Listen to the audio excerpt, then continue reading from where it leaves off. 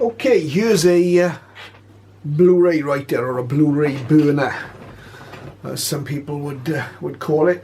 Now, what's this got to do with a resource for shortwave listening? Well, when I was a young SWL, over here I've still got them. The only way I could record was on what most of us will recognise, the old cassette tapes here. And I've got quite a collection of cassette tapes that over the years I've tried to digitise. I've got some of them on the computer hard drive now, and some of them are actually on my YouTube channel, a couple of clips. But I'll show you shortly how we can record from the Sdr radios that I've got. And the recording is a little bit different from a standard audio recording. That when you record, you can record a chunk of spectrum, and that chunk of spectrum you can actually tune around in. You can play it back and you can tune around later on as if you were there. That sounds brilliant, and it is. It's a really good invention, and I think it transforms shortwave listening. I can set a timer on my Sdr radio and I can record the whole of the medium wave band for a couple of hours, or for several hours overnight, and then at my convenience tune through and see whether any transatlantic stations, for example, are there. Now that's fine, but it does use rather a lot of storage space. And to give you an example, about an hour's worth of the medium wave band, and by that I mean a 1.5 megahertz bandwidth on, for example, the ELAD, we can record an hour of the whole of the medium wave band near enough. But it uses around 25 gigabytes of storage space, or just a little bit less than that, which conveniently is the size of a Blu-ray disc. Now, initially I recorded the hard drive on my machine, but as you can imagine, with that sort of storage requirement, a hard drive on a PC, even one of the larger 4 or 5 gigabyte hard drives, 4 or 5 terabyte hard drives I should say, is going to fill up fairly quickly if we're going to record large chunks of the spectrum. So if I make a recording which I think is worth saving, where the conditions were good that day, or there were particularly interesting stations on, or whatever, I will burn that onto a Blu-ray disc, or if it's a very small recording, maybe onto a DVD disc, and I can keep that. I can play it back at a later date, and I've always got it there. So that's where the Blu-ray writer comes in. It's my modern day equivalent of a cassette recorder. Let's have a look at Sdr Console now and see how we make a recording, an IQ recording that we can play back the spectrum later on. It's important to select the bandwidth first. The higher the bandwidth, and using my ELAD receiver, as you can see here, I can go up to 6 megahertz bandwidth. The lesser the bandwidth I record, less storage space it's going to use. That's particularly important if you want to put it onto a disk, or if you have a low capacity hard drive. I normally go for 1.5 megahertz. It's very useful bandwidth if I'm recording, for example, a medium wave band. That's fine. Or if it's a particular broadcast band like the 49 meter band, 1.5 is fine. If you wanted to set it at 6, you could say simultaneously record the 80 meter armature band and the 40 meter armature band, or the 20 meter and 17 meter bands, for example. You could have them both there for whatever period of time, but you're going to use quite a lot of storage setting it at 6 megahertz. So let's put it back to 1.5, and we'll just start the receiver, and there it is. We're on 49 meters. Now, if we want to record, we've got a number of options. If we go to record playback, we can make an audio recording in the traditional way. So in other words, if we're on that station there, there it is. Just by clicking the record button there, we'll have an audio recording. It'll just be pure audio of that particular station at that particular time. just as if you connected it to a cassette recorder in the old days. The better way of doing this is to go over to the data record section, and if we click on this, we'll see a different dialog box. So here we are. It's telling us it's going to center on 6.1 megahertz, and it's going to record a bandwidth of 1.536 megahertz, 1.5 megahertz. We can either opt to record this now and stop after 0 hours 1 minute. We'll do that. Start it there, and you'll see down in the dialog box here it's telling us the time recorded and the amount of storage capacity that it's already used. Okay, and what we've got left on the hard drive of the machine. So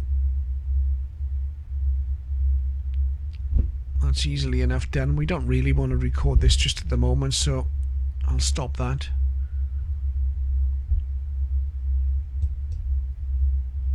Let's go back to the record dialog, because you'll see we've also got an option to schedule the recording.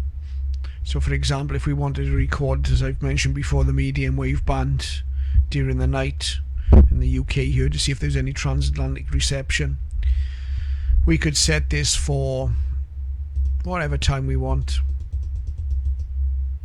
23:54 for example, and we could set it to record an hour, and then it'll just record 1.5 megahertz of bandwidth. You've got to remember, of course, to set the frequency to the right frequency here.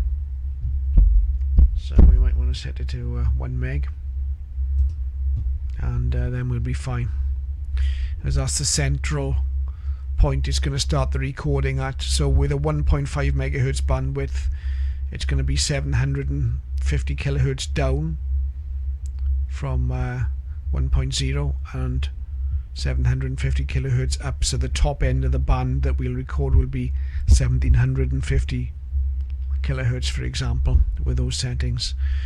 So we can set it like that. We can click start if we wish here, and the receiver's telling us that it's going to start this recording in 6 hours 58 minutes. That's the way we've set it.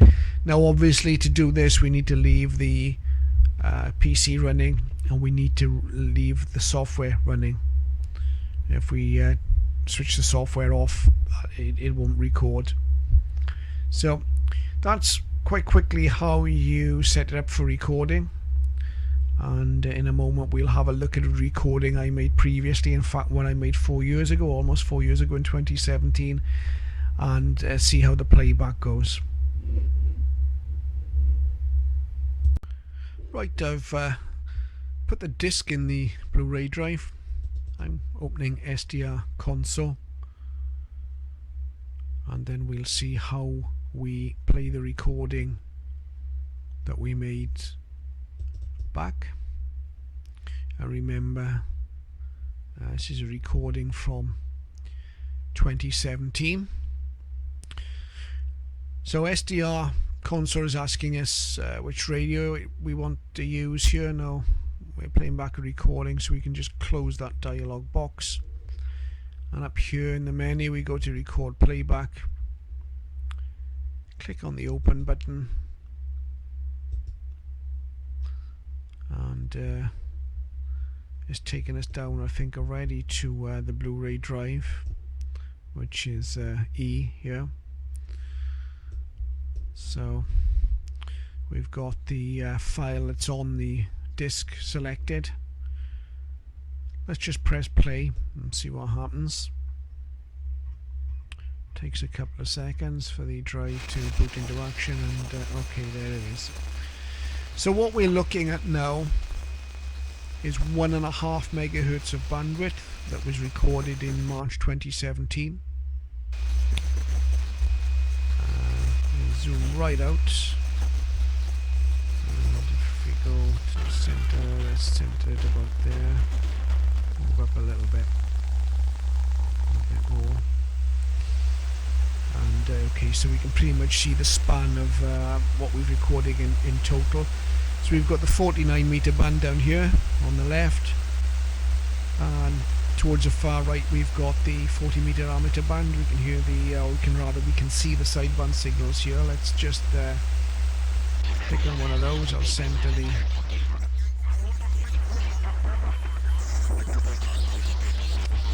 pick lower sideband. Looks like there's quite a lot of activity on 40 meters that day.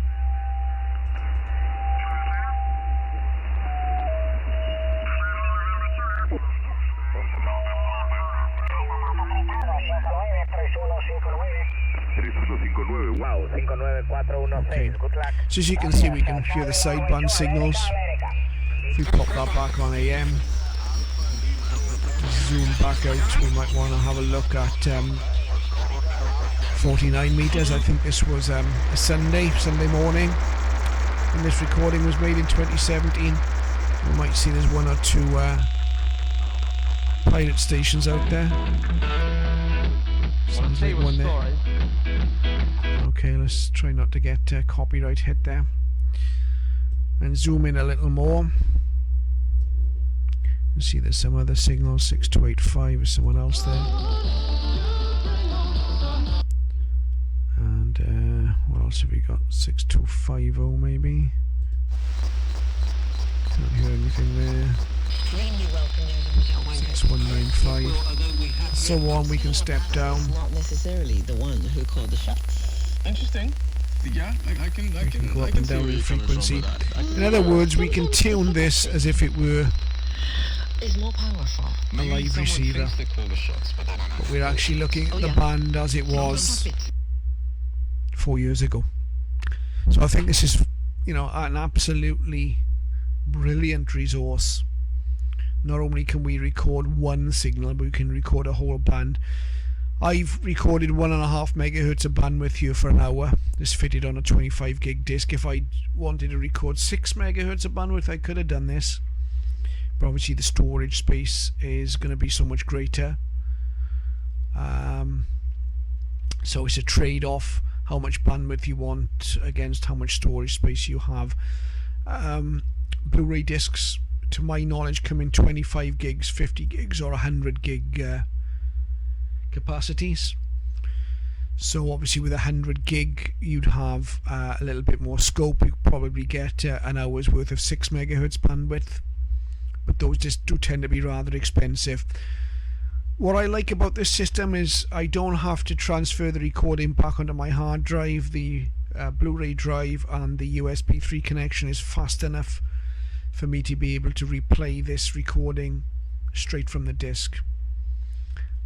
So if I know there's going to be a lot of interesting stations on, or conditions are really good, what I'll tend to do now is every so often take a recording like this and keep it. It's going to be so much more interesting than having just a single audio recording of a single station. So I just thought I'd share that with you. You'll have similar facilities to do this in, as I say, in Sdr Uno and probably a lot of the other Sdr softwares out there. But Sdr Uno and Sdr Console and also the ELAD software are the ones that I'm familiar with, and they all offer this facility. Although, as I said earlier, if you make a recording in one piece of software, you'll need to replay it in the same piece of software. But if you bear that in mind, you shouldn't have any problems. I hope you found that interesting, and I just thought it was worth sharing. Thank you for watching, and I'll be showing you some more interesting resources next time. Cheers for now.